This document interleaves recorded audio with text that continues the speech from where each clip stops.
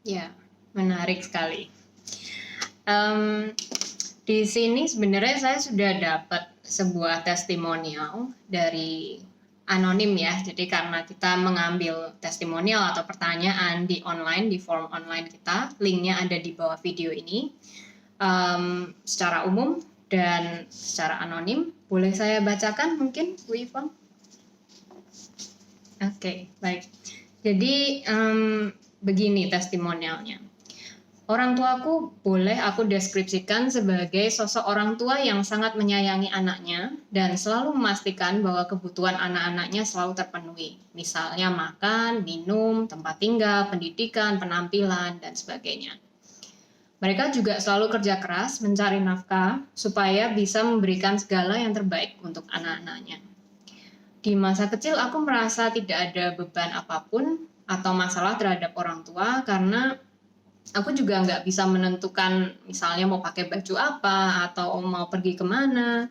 Segala sesuatunya pasti orang tuaku yang menentukan gitu. Nah, aku merasa nyaman waktu aku kecil. Tapi kemudian beranjak ke usia dewasa, beranjak ke usia remaja, aku mulai merasa tidak nyaman dengan beberapa hal. Nggak tahu juga kenapa, tapi orang tua selalu melarang aku main ke rumah teman karena mereka khawatir nggak kenal dengan orang tuanya atau keluarganya temanku itu. Aku juga nggak boleh jajan di kantin sekolah karena orang tua bilang makanannya nggak bersih. Teman-teman juga lama-lama nggak mau main sama aku karena katanya aku nggak friendly. Nah, pada saat usia remaja menuju dewasa, orang tua bilang ke aku bahwa ini kamu sekarang mulai beranjak ke usia dewasa, jadi kamu harus bisa mulai mandiri. Tapi beberapa kali aku mau coba pakaian dengan style yang tomboy misalnya, pakai celana jeans, terus pakai kaos gitu. Lalu orang tua akan berkomentar, kamu kok pakai baju kayak gitu sih? Jelek banget. Ayo ganti bajumu yang bagus-bagus itu loh. Udah dibeliin baju bagus-bagus malah nggak mau dipakai. Terus kadang aku juga mau pergi sama teman, mau kerja kelompok di rumahnya, orang tua bilang nggak boleh. Alasannya sama, karena khawatir dan nggak kenal sama teman itu. Nah, karena sudah jengkel, selalu dilarang, maka aku bilang ke orang tua bahwa aku main sama teman ke mall. Setelah diperbolehkan, aku ketemuan dengan temanku ini di mall, lalu sama-sama kita dari mall pergi ke rumah temanku ini. Sepulangnya dari ke rumah teman ini udah agak sore, nggak tahu gimana ibu ternyata tahu kalau aku pergi ke rumah teman. Lalu aku dimarahi, dibilang bahwa aku adalah anak yang mengecewakan. Kata ibu aku sudah diberikan kepercayaan untuk mandiri, tapi malah aku bohong dan diam-diam pergi walaupun sudah dilarang. Nah, perkataan itu masih terngiang sampai sekarang. Rasa sakit hati, rasa bersalah, itu masih terasa waktu menulis testimonial ini. Aku merasa aku adalah seorang remaja yang beranjak dewasa, yang tidak berdaya apa-apa, kecuali menuruti segala keinginan orang tua. Walaupun keinginan tersebut kadang bukan sesuatu yang aku inginkan untuk diri sendiri. Aku merasa takut, merasa bersalah, tapi juga merasa kehilangan jati diri sendiri. Kadang aku bertanya pada diri sendiri, siapa sih aku yang sesungguhnya? Jadi testimonialnya seperti itu, Bu Ivon. Kalau mendengar testimoni seperti itu, menurut Bu Ivon kira-kira apa yang menjadi masalah dari anak ini dan orang tuanya? Oke, buat siapapun yang menuliskan testimoni ini, terima kasih ya udah mau share. Jadinya kita bisa bahas bareng-bareng di sini. Nah, kalau dari ceritanya tadi, berarti kita sebut aja si A ya. Oke. Nah, si A ini kan kita lihat bahwa dia sudah beranjak remaja sekarang.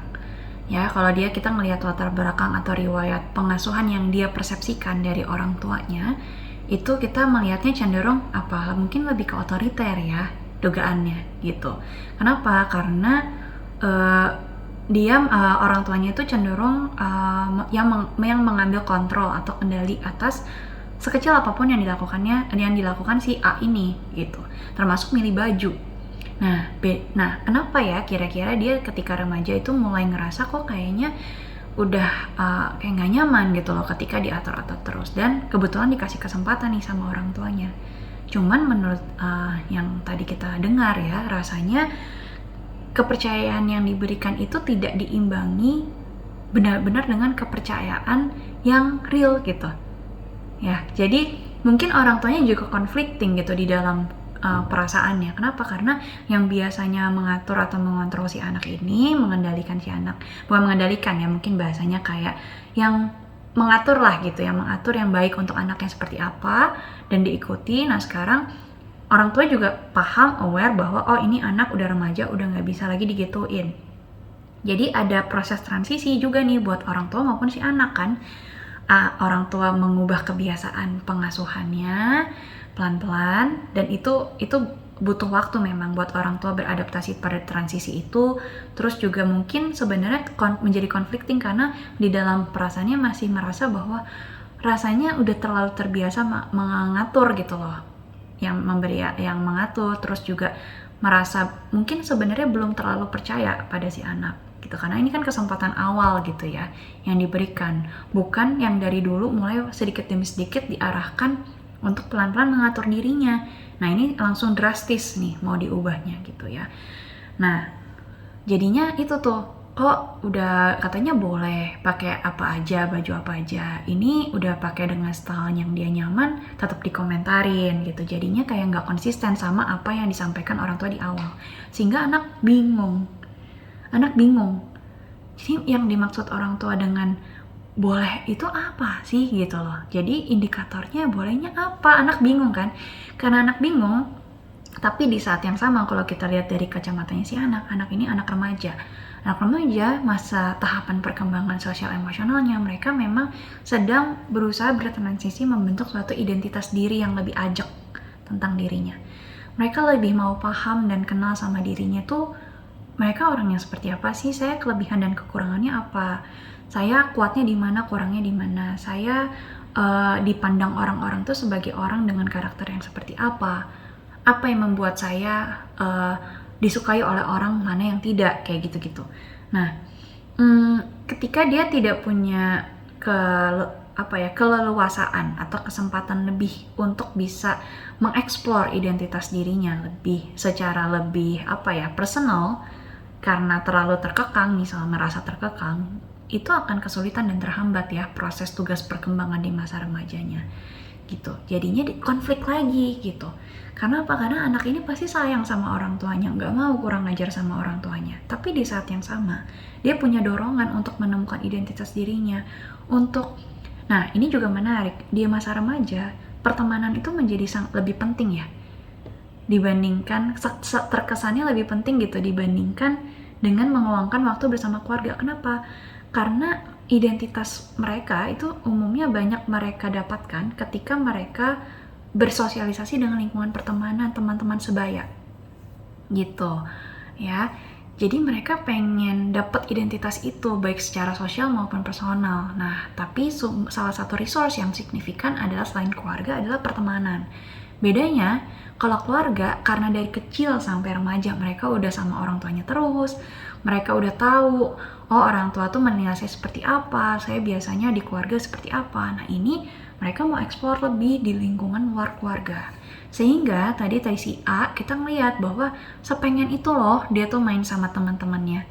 Karena rasanya akan jadi outliers gitu kalau misalnya dia nggak punya teman yang dekat, atau teman-temannya pada main di rumah temannya boleh, tapi aku enggak gitu ya. Jadinya terhambatnya di situ dan jadi konflik juga. Kenapa? Karena punya dorongan itu tetapi dia juga nggak mau, tapi dia juga bingung dengan apa yang dimaui oleh orang tuanya, batas mana yang boleh dan tidak gitu. Sehingga ya muncullah itu perilaku berbohong ya gitu. Jadi kenakalan dalam tanda kutip, kenakalan remaja itu kita mesti lihat sebenarnya apakah kenakalan remajanya itu faktornya apa. Nah kayak gitu sih Kak. Jadi bisa dipahami rasa bersalahnya si anak ini tuh kenapa gitu. Di satu sisi ya itu very conflicting lah buat dia. Di satu sisi dia mau untuk memenuhi tugas perkembangannya secara lebih mandiri, tetapi resource-nya kurang mendukung ya gitu. Ya, menarik sekali ini pembahasannya. Em, saya sebenarnya ada pertanyaan. Kalau selain masalah yang tadi dibawakan di testimonial itu, kira-kira selama ini Bu Yvonne kan sudah menangani banyak, mungkin banyak anak atau orang-orang yang memiliki masalah kekeluargaan ya. Apakah ada masalah-masalah lain yang mungkin tadi tidak muncul di testimonial ini, dan efeknya dari masalah tersebut kira-kira apa? Oke, sebenarnya kalau dibilang aku banyak menangani anak dan remaja, mungkin selama 2 tahun terakhir ini iya gitu ya, tapi sebenarnya pastilah banyak di luar sana psikolog-psikolog juga gitu ya, maupun praktisi-praktisi gitu ya yang bekerja dalam bidang anak yang juga memahami hal yang sama ya gitu. Cuman kalau dari pengalaman pribadi, mungkin ada masalah-masalah terkait sama usia remaja yang sering terjadi itu. Tadi kita ngomongin kenakalan ya, kenakalan kan terkait sama kepatuhan anak terhadap arahannya orang tua gitu. Terus ada juga ini sih yang paling sering banyak banget dan seringkali menjadi apa ya, kayak munculnya masalah-masalah lain gitu misalnya, yaitu adalah masalah ketidakterbukaan anak terhadap orang tua. Nah itu banyak banget ternyata, usut demi usut gitu ya, ternyata memang setelah ditelusuri, ketidakterbukaannya ini tidak hanya terjadi ketika remaja, emang dari dulu gitu lah. Jadi karena tidak terbiasa dibangun komunikasi yang terbuka dengan orang tua, atau anak tidak diberikan kesempatan gitu ya, atau kurang ya, lebih tepatnya kurang diberikan kesempatan yang cukup untuk dia berpendapat, untuk dia mengungkapkan perasaan dan pikirannya, atau ada kesempatannya banyak tapi kurang direspon gitu ya. Jadinya ketidakterbukaan ini menjadi masalah yang banyak hal gitu. Misalnya masalah kepatuhan itu juga bisa berawal dari ketidakterbukaan. Contohnya, anak tidak terbiasa terbuka untuk mengatakan apa yang tidak dia setujui oleh arahan orang tuanya, sehingga ketika di luar rumah, karena dia sebenarnya nggak setuju tapi dia nggak berani bilang atau tidak diberikan kesempatan untuk menyampaikan pendapatnya, dia jadi mudah goyah gitu untuk kayak, iya sih aku emang nggak suka sih ngelakuin itu yang orang tuaku suruh, jadi udahlah pas ada kesempatan aku ngelakuin yang lain aja gitu, atau memberontak gitu ya. Bentuknya bisa macam-macam, bisa berbohong, bisa memberontak gitu dari masalah kepatuhan ini. Nah ternyata usut demi usut bisa jadi awalnya ke masalah ketidakterbukaan. Masalah ketidakterbukaan ini juga efeknya bisa banyak ya, ke masalah emosinya si anak jadi cemas karena nggak bisa cerita sama siapa-siapa, tapi dia harus hadapin masalahnya tapi dia nggak mampu gitu loh. Terus juga mungkin jadi yang lebih dalam lagi, kalau udah sangat bertumpuk atau sangat signifikan, bisa jadi depresi gitu. Jadi benar-benar bisa mengarah ke sana. Ini bukannya jadi apakah udah pasti bakal kayak gitu, enggak memang, tapi beresiko enggak, iya gitu. Bisa ada possibility atau resiko ke sana, tapi tergantung balik lagi karakter anak unik gitu ya. Belum tentu anak ngalamin masalah bullying, dua anak ngalamin masalah bullying, dua-duanya sama-sama tidak terbuka sama orang tua. Apakah berarti dua-duanya sudah pasti ngalamin depresi? Belum tentu. Misalnya yang satunya karena dia punya karakter yang baik untuk daya tahan yang baik misalnya, terus dia problem solvingnya juga bagus, atau dia punya kesempatan lain yang lebih baik gitu dibandingkan yang satunya untuk punya teman di kelompok lain. Nah, jadi macam-macam gitu ya. Nah, masalah lainnya juga yang menarik biasanya cara orang tua mengarahkan anak itu menggunakan ancaman. Kalau kamu nggak dengerin mama, nggak usah pulang. Gitu ya, ekstrim. Kalau kamu nggak dengerin mama atau nggak dengerin papa, gak usah minta-minta apa-apa lagi sama semua mama tarik, semua mama ini gitu misalnya gitu ya. Bapak-bapak juga bisa gitu ya, nggak cuma ibu-ibu aja gitu ya. Jadi kesannya kayak ngasih ultimatum atau ancaman ke anak ya. Nah kadang-kadang buat anak yang udah sangat frustrasi, karena mereka nggak bisa ngikutin arahan itu atau tidak bisa lagi mentoleransinya, mereka bisa memberontak dan bahkan mengiyakan gitu. Oke, aku pergi aja misalnya kayak gitu. Oke, atau ya udah ambil aja, nggak apa-apa, aku juga nggak butuh misalnya kayak gitu. Ucapan-ucapan seperti itu adalah bentuk rasa frustrasinya anak sebenarnya. Gitu. Padahal itu nggak efektif ya. Kenapa? Karena orang tua masih lihat, apalagi anak remaja. Anak remaja itu mereka sudah mau menuju dewasa loh. Mereka bukan lagi anak-anak yang nggak bisa cari jalan keluar sendiri. Mereka sudah lebih mampu sebenarnya. Cuman bedanya sama orang dewasa apa? Pertimbangannya mereka, kemampuan mereka membuat pertimbangan belum sematang itu, pengalamannya juga belum sebanyak orang dewasa, relasinya, networkingnya seperti itu ya. Jadi yang membedakan di situ. Terus ada juga masalah tentang tuntutan. Nah, ini kalau kita ngomongin tentang tema kita tentang memahami anak, kadang-kadang orang tua tuh seringkali tanpa disadari ya, bukan sengaja, memberikan tuntutan yang ternyata tidak sesuai dengan kemampuannya, minatnya misalnya, atau keinginannya atau karakternya si anak gitu. Karena kurang memahami anak ini sendiri gitu. Jadi tuntutan yang diberikan gak sesuai. Kalau gak sesuai terus gimana? Ya sudah pasti akan sulit dong dipenuhi gitu. Gitu sih. Jadi kayaknya lumayan sering ditemui kayak gitu sih Kak. Iya, menarik masalah-masalahnya itu. Kalau saya perhatikan tadi, masalah tentunya faktornya tidak hanya satu ya. Misalkan kayak, masalah ini hanya karena pola asuh, bukan cuma karena itu ya. Ada penyebab lainnya lagi mungkin Bu Ivon yang menyebabkan munculnya masalah-masalah seperti itu? Yang pertama adalah kan kalau tadi kita udah ngomongin banyak tentang pola asuh, singkat aja ya berarti pola asuh itu sangat mempengaruhi ya. Ketika pola asuhnya kurang tepat atau kurang sesuai dengan si anak, itu akan sulit gitu.